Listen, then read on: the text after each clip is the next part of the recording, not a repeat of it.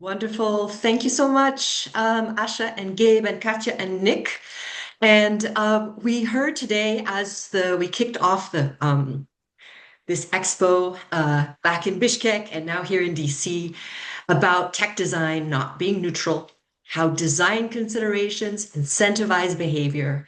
And today in this session, we've got three builders that are making different new choices. And I'm really excited to invite them into conversation. Each of them has taken a set of values into design choices about the platforms that they're building. Bach is a designer and product lead at New Public, which is a nonprofit reimagining digital public spaces. And he's the builder behind Roundabout, a local community app that's being piloted in a couple places across the United States, deliberately aimed at building community geographic connection to people who are nearby. Vardon, Hamdiu, is the co-founder of Sparkable, a nonprofit platform that's asking a very simple question. What if instead of amplifying just what draws our attention and what we click on, we amplify what helps us understand each other? And Christos Floros is the founder and CEO of Monnett, a platform whose tagline says it all: social media made by humans. So, three different bets, three different builders. We're going to hear from each of them. And we'll see if we have a bit of time at the end for questions. Over to you, Bach, to kick us off.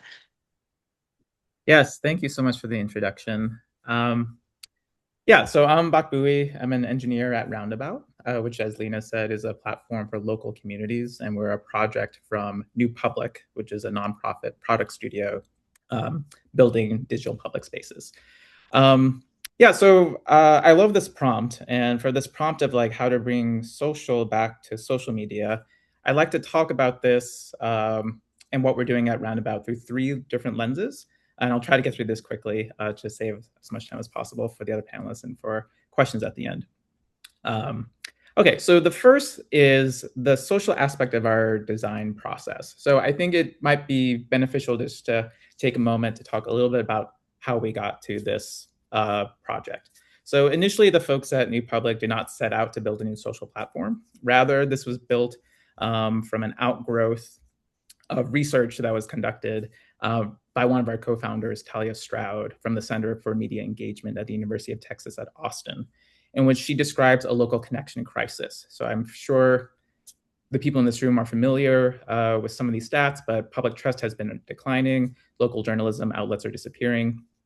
And at the same time that around half of Americans are getting their news from online groups and online forums, about 40% of those folks have left online forums because they decided that it was too toxic or the information was not reliable. So that research also led us to the Civic Signals Project, which is a way of measuring the healthiness of online digital spaces across 13 different signals about how welcoming they are, how much they can connect to people, how much they can allow users to understand their local community, and how they can help members act. So that research also led us to learn lessons from a great success story out of Vermont for an online regional platform called the Front Porch Forum, which was having a tremendous impact in its community that it was serving. And initially, we reached out to them to see if they wanted to extend beyond their regional footprint, but they were very focused on just being in their own community. So that is what led us to now building our own platform, piloting this in 5 different communities across the United States, where we are currently working with an amazing cohort of stewards in each of these communities that co-design the platform with us to help set norms in the spaces, facilitate healthy, productive conversations. And really being in these communities with these stewards has been a real superpower for us. Okay, so next slide. Yes, thank you. So now let's talk about some of what that has led to in terms of the pro-social design decisions we made. I'll quickly run through this and maybe talk a little bit more about moderation at the end. So on our platform, we have a highlights homepage that's human curated. So community members can access important updates without going through an infinite scroll. We have topic-based spaces, accounting for different interests for different members. a local guides feature, which is sort of a community wiki where we can crowdsource information about a community and also curate and edit that to create evergreen editorial content. An event calendar, which is more of a community calendar where members can share events that are going on in their community, even if they aren't the organizer. An email newsletter for members to stay connected at a different cadence. And moderation, which can mean a lot of different things for different communities. Some communities are focused on anti-harassment. Other communities may be focused more on, keeping things locally focused. But for us, we've built our moderation model around the idea that communities should be able to self-govern, setting their own transparent community guidelines. And these can be checked by machine, but we always give the option for users to send their content to a steward for human review. Okay, then finally, the last aspect I'd like to talk about is social as an engineering practice. So I've described Roundabout as a new platform, but new is kind of a relative term. So this is an app built on top of the AT protocol, or app proto, as I'll say. And I'm happy to go into a lot more detail about this later if folks have questions. But essentially, this is an open protocol that can allow communities and users to own their own data. It's fully extensible in terms of the forms of social engagement that it describes. And we've been able to build tools on this platform for scheduling, for our pre-moderation system, that are totally reusable by other applications that are building on that proto as well. We're also partnering with a company called Zentropy, which provides some powerful LLM content labeling tools, which are very important for us for our pre-moderation and classification. So then, finally, just one parting thought before I hand it over. I'd just like to mention, with all these technological decisions, if communities are going to persist, then we really believe that they need durable infrastructure that does not depend on a company's continued existence or goodwill. They need to own their own data. They need to have continuity, memory, the ability to move, to fork, to recombine, and remain legible to one another through all of that. So yeah, that is my spiel. Thank you. Great spiel, Bach. And we're going to come back to you about some of the things that you're hinting at about take, about business model, but let's hear from Vardon. Not geographically focused like Bach, but very big intention with the design of Sparkable. Tell us more, Vardon. Yeah, thank you so much, Lena.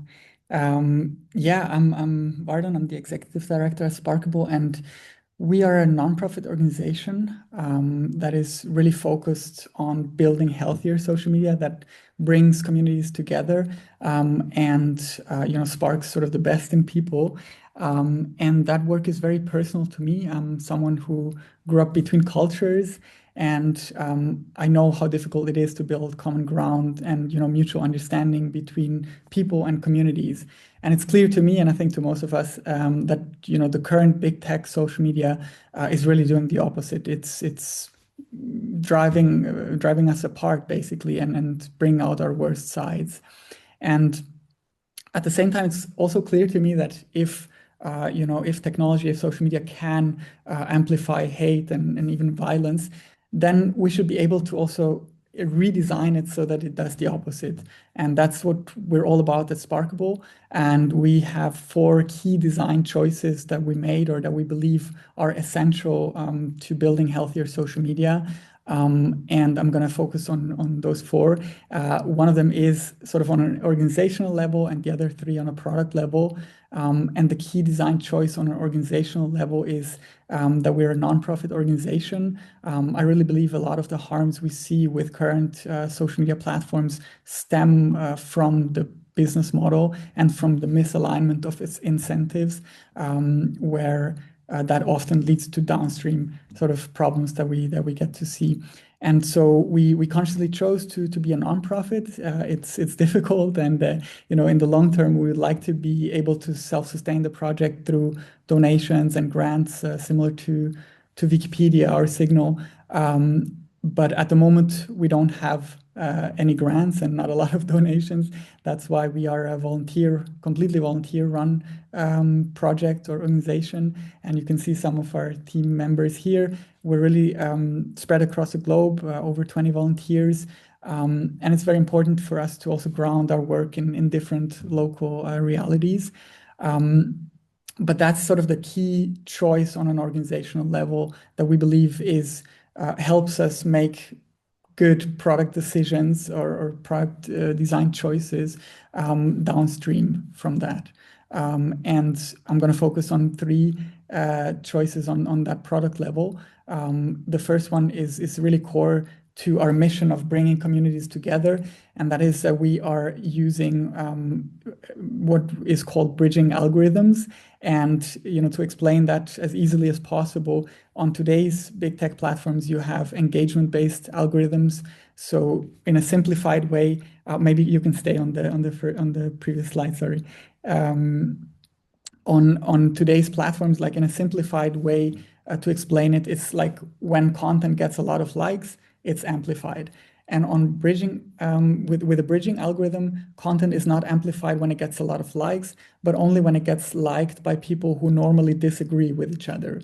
So the algorithm clusters people based on their previous liking behavior and puts them in groups, basically, and then a post is amplified only when it manages to get approval across different groups. And so that's really a paradigm shift in the way that content is amplified throughout the system. And we really believe that there's immense potential here, and happy to also dive more into that topic of bridging algorithms, which could be a session on its own. But that would be one sort of key design choice. And then the next one will be pro-social design. So on the next slide, you will see what that means for us at Sparkable.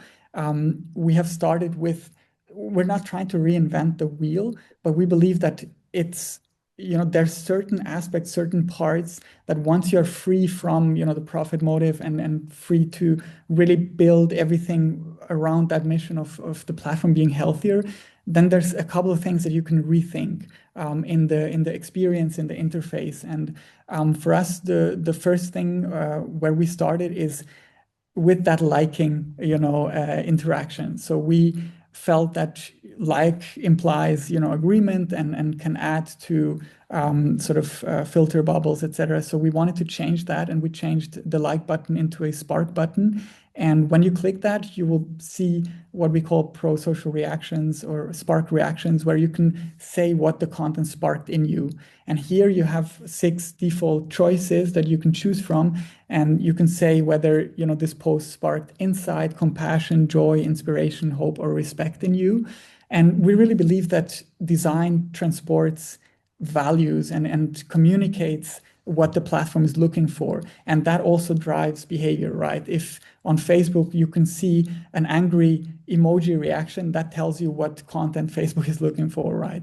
And so we really try to rethink this, and we really, in anything that we do, we don't think like we've found the perfect solution, but that's a conversation starter, and we're gathering feedback actively to find the right options here. But the idea really is to rethink what those interactions could look like. And obviously the like interaction is at the core of social media. So we felt that it might be valuable to rethink that, and then also have that be part of the algorithm, basically. So if we go to the next slide, the fourth and last point that we think is super important is transparency and user control.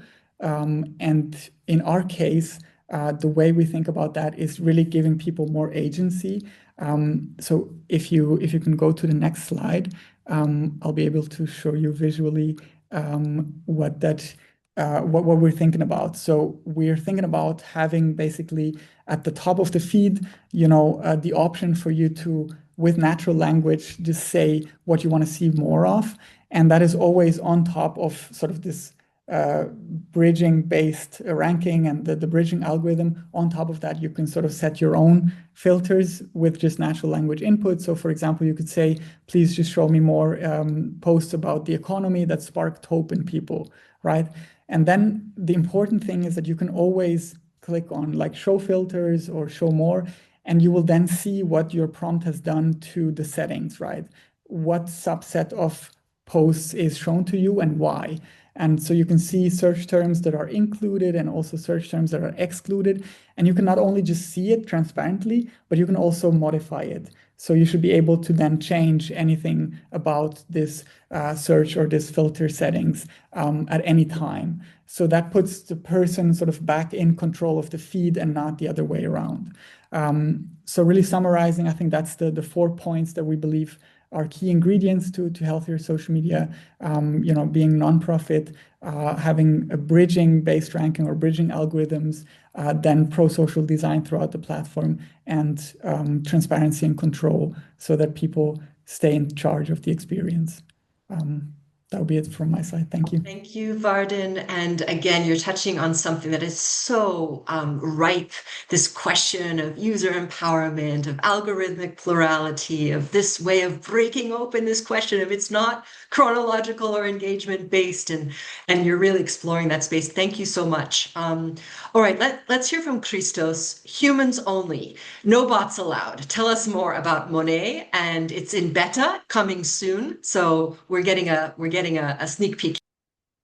Indeed, thank you so much, and Bach and Vardon, so inspiring to listen to you both, and also look at the comments and the questions that are popping up, which also kind of lead me into what I want to contribute to this panel, because we're talking about humans only, and there's a great question as well in terms of the network effects. There's a question on the Q&A that says, curious, how do we get people to leave platforms where their networks already exist? So I'll take that from anonymous attendee at 5:39 p.m. my time and say what's happening on existing social platforms is that we already know that more than 50% of participants are bots, right? We can't trust who is on our networks anymore. So we're all looking for alternatives where you can trust the other participant. In recent years, social media have been described in various ways. In the last year, they were described by some world leaders as very powerful weapons. And I don't think that we all want to be carrying around powerful weapons in our pockets. I don't think that, especially in this group and people interested in this discussion, we don't want to be treating social networks as powerful weapons. And I'm intentionally using the word network now to get back into the human aspect of it.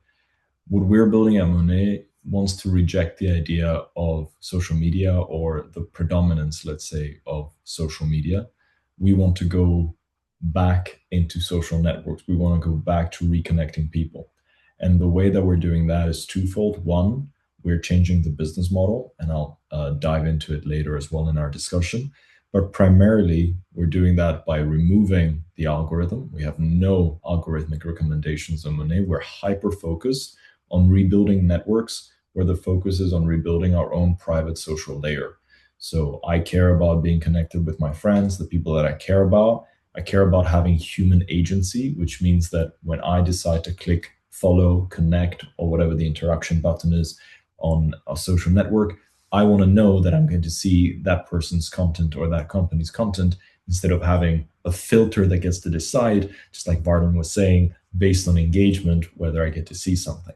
And of course, to what Bach was talking about before, we also very much care about discovering people around us. So we're also playing a lot with location and nearby discovery.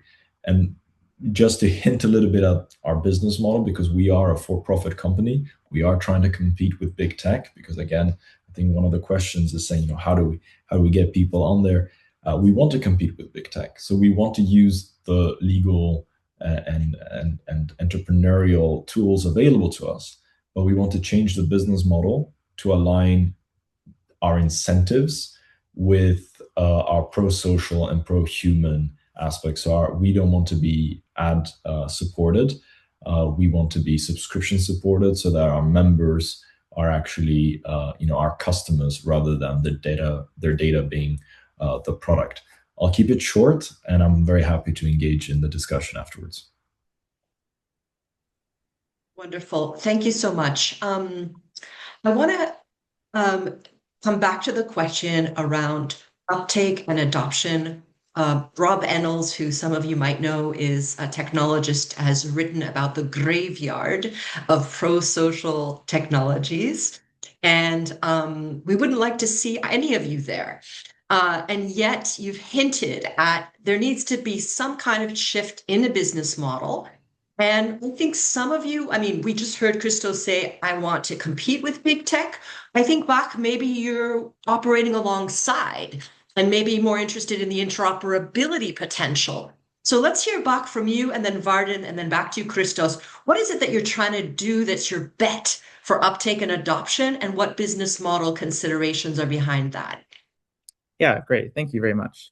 So based on the research that has been conducted at the Center for Media Engagement and the success stories that we've seen in Vermont with the Front Porch Forum, and also anecdotally, we know that there is a strong desire out there for folks to maybe not necessarily leave large social platforms altogether, but there is desire for a more local connection, and specifically within the local communities. So I think in the success of Front Porch Forum is in a state of about 270,000 people. They have about 270,000 active users on this platform.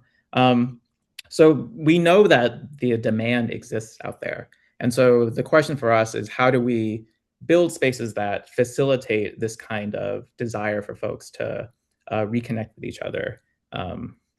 So yeah, I would say that that's like our main focus. And then, yeah, this for me can coexist with what social media has become now in terms of like the larger platforms, which is more of a perhaps an entertainment media than it is whereas like there does seem to be a strong desire, even from what Christos is saying, for folks to reconnect with like maybe smaller social circles. And if I'm correct, Bach, from talking with you and your other team members in Roundabout, you're hoping for local sponsorship. You're not necessarily trying to get people to subscribe, and you're not wanting ads, certainly not from wherever in the world. Is that the business model that you're betting on with Roundabout? Yes, there will always be this local focus. We are still philanthropically funded at the moment, but yeah, that is the avenue we're pursuing. Okay, great. Vardon, let's hear from you about the same issue of uptake and business model. Yeah, I mean, for us, it's clear that, we want to in the long term, be able to sustain the project through donations and grants. And that also frees us from this pressure of having to grow, at all costs and grow quickly and, and all the problems that brings with it. And I think our goal is also not to be like the biggest social media platform on the planet, right? We care about the impact that we have, and we measure the impact by how many people we can bring together, how many good things we can spark in people, and I think that just shifts sort of also the incentives of the organization, and it's clear that it's not everybody on the planet who uses social media platform who is willing to change their platform or to move away, and I think still there is a subset of people who care about healthier social media and are seeing the problems that it's creating, and are willing to go to new places, but maybe haven't necessarily found those yet. And I think that's also where open protocols really, really come into play. So there's been, I think, very exciting development, especially around the AD protocol, but also ActivityPub, like the federated social media platforms. And at Sparkable, we really believe that that's the future, that we have sort of shared infrastructure between platforms so that people can freely choose and move from one platform to the other if they don't like the experience. They don't have to worry about losing their posts and followers. And I think at the moment it's still it feels very, early stage. Things like the AD protocol, it feels like many people, or like the mainstream, is just sort of getting informed about that and hearing about that for the first time. But I think it's really like it's the future. And for us at Sparkable, we're trying to rebuild Sparkable basically on the AD protocol so that people can, for example, move from Sparkable to Roundabout or use their accounts on both platforms, and they don't have to basically choose and lose their entire follower graph or their posts, etc. So I think that really is the future because it allows for real like healthy competition and coexistence and collaboration, and moves away from this sort of lock-in effect that keeps people on platforms even if they really don't enjoy the experience anymore. And just a quick follow-up, because we heard in our first segment about, the automation, industrialization, even of monetization of certain types of content on so many of the large platforms, which doesn't exist on Sparkable. So again, what is it? Are you trying to almost make this something that is volunteer run, like a co-op platform, or what is that vision of durability? If you can share that with us. Yeah, no, ideally we would like to have a paid team long term, and I think that's, our plan is to be able to do that through, again, donations and grants, but that requires just time and scale and, getting the word out there and finding people who are willing to donate and enough people so that we can pay the team. And until then, yes, we are a volunteer-run project organization, and we're very happy, that there's more people than I would have ever thought who are willing to invest their time and energy in trying to build healthier solutions. I think it speaks to the urgency of the problems we're seeing, and it's not a sustainable thing. I don't think it's sustainable to have a large online social media platform just run only by volunteers. But it's, the early stage that we're at right now, and our plan is to be able to get the team paid once we have enough donations and maybe grants. But yeah, I think that's sort of how we're thinking about it, and always very interested in seeing how other people are doing it. Yeah, I think it's, each of you are defining value in different ways. And then that value is people's attention. It's people's willing to subscribe. It's people's willingness as local businesses to keep this alive because it makes for a more healthy community. And Christos, you're moving towards subscription as a model, again, with that sense that if it's important, people would be willing to pay for it, right? Tell us more about why you made that choice. Well, it's very obvious for us that we don't want to be gathering data. We don't want people to be constantly exploited. I'll share a personal story. I recently went through a breakup, and all of a sudden, my algorithm became filled with reels and posts telling me why I should be unhappy, how to make it better, how to recover. Why is an algorithm so hyper targeted to me? Why does this machine get to know me? And worse than that, why is every second, I'm not going to mention which social media, but I think we all got it. Why is every second ad that I'm receiving trying to get me to pay for either someone to tell me, read me tarot cards to tell me when they'll be back, or someone to give me mental health advice, or et cetera, et cetera, et cetera. This is not sustainable. And now I might jokingly make it personal like this, but what did we see in the last decade? We're in 2026. Look at the geopolitical events that have been influenced because we have such hyper targeting in our algorithmic social media today. So for me, it becomes an obvious choice. For some of you who might have heard of my name before, you might know them. I have been in the past politically involved, and I couldn't sit idle and accept that this is the business model of social media, that the business model of social media is total data extraction and almost near perfect hyper targeting of the individual and the manipulation that allows us to have. So by changing the business model, we just change entirely the incentives behind our operations as well. We are not targeting retention because we don't have to sell more ads. We are targeting the experience that we want to offer people. And having spoken to many founders, including Vardon and behind the scenes works that we have done together, I think all of our intentions here, and which is why it's so wonderful that we're organizing panels like this, is to create healthier social spaces online. And so in order to do that, we need to change business models so that the incentives of the business, whether it's a nonprofit or for profit, whether we exist in open protocols or not, align with the interest of the human beings that we want to serve. I want to throw one last question at you, and it comes from some of the things that are being mentioned in the chat, including from Guy Benin from Build Up. And it's, you've mentioned the opportunities of building on open protocols, but in our conversation, we're also acknowledging the barriers of the network effect and the lack of interoperability. And part of this expo is acknowledging that regulators and litigators and peace builders and technologists are all part of advancing intentional tech design. What is it that would enable you to perhaps be more successful in what you're trying to build with those values-driven design choices? Is it a policy on interoperability or something else?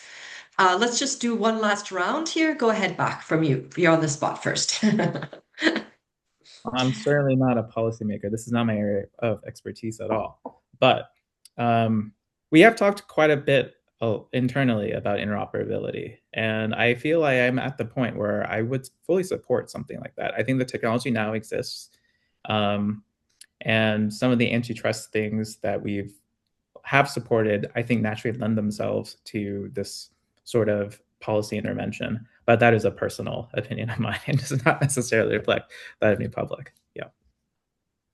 And we do in the United States, in the state of Utah, where there is a law passed that requires interoperability. We shall be paying attention as it seeks to be enforced. But it's, at least in one state, it rose to the top of the list to be passed. Vardon, what are your thoughts? What would be an enabler for the ecosystem that you want to see flourish? Yeah, I mean, I have to say the same thing as Bach. It's just like I'm not a policy expert, obviously, and I know we have many policy experts here in this call. But for me personally, it's very clear. Like, if we want to have fair competition, like we can't have social media platforms who just keep people on their platforms only with the lock-in effect of, having sort of the followers and the posts.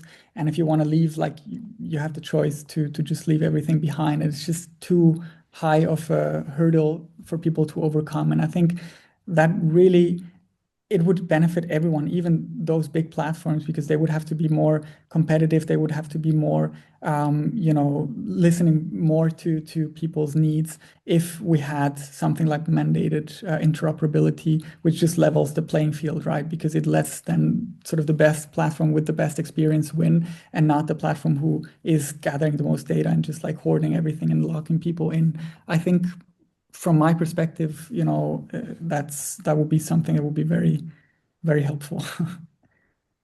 Wonderful, wonderful. Christos.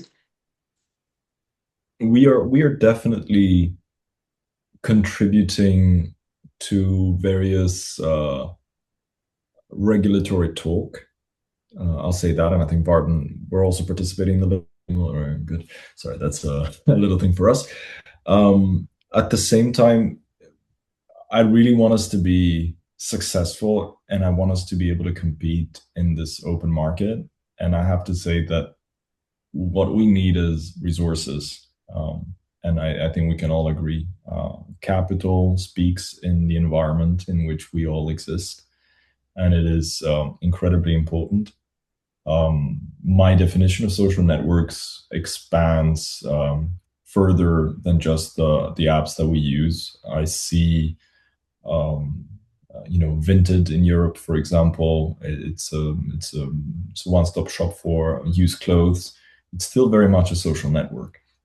And I also believe that there are different sides to all of us, and there are different parts of our personality, or parts of who we are, or different interests that we have. So we don't exactly want to have the same social graph in every app in which we exist. So whilst I'm a supporter of interoperability, and I believe in interoperable networks, at the moment, in order to be able to say that I have legal responsibility over what I'm building, and to be able to work with the laws that currently exist, we are not yet on an open protocol. So that kind of answers where we fit on there. Lena, would it be okay if we my question from the room. Sorry, I'm not in the camera. You can see me. I'm sorry. Yes, I was not, I was forgetting the room because we were just having such a good time online. Yes, let's take one question and then we can close so that there's a good time for you to have lunch there. Nick, go ahead, please. Chip, anybody else? We can lump them together. And then Dara. Chip, So, keep it short. yeah, this is really for new public more than the others. I work with local groups that are developing hubs and civic networks. How could we engage with? Okay, well, I think the question was the attendee was asking how they might get involved with Roundabouts if they are doing work to build up civic and local clubs and organizations. So in the resources document, there is more information on all the research that I've talked about, the Civic Signals Project, the online crisis research out of the Center for Media Engagement. And there's also links to get involved with Roundabout, including reaching out to see if you want to start a Roundabout in your local community. We have like a bit of a wait list of, quite a long wait list of communities. I'm sure a long wait list. Yes. But I am sure our team would love to chat with you about the work that you're doing. Yeah. All right, I'm just going to see if Trini, are they back? No, they're not back. So let's wrap up and let's go to the lunch break. Yeah, all right. Well, listen, for all those online, I want to say there's more resources in the resource document. You can read about all of these. Keep your eye on these platforms because there's a ton of learning coming out. I hope that the council can continue to learn and share with all of you. Thank you so much for your generous availability, Christos, Vardon, and Bach. And yeah, we're off to break, 30 minutes, and then we'll be back for all our online participants. Thank you. Thank you so much, everybody.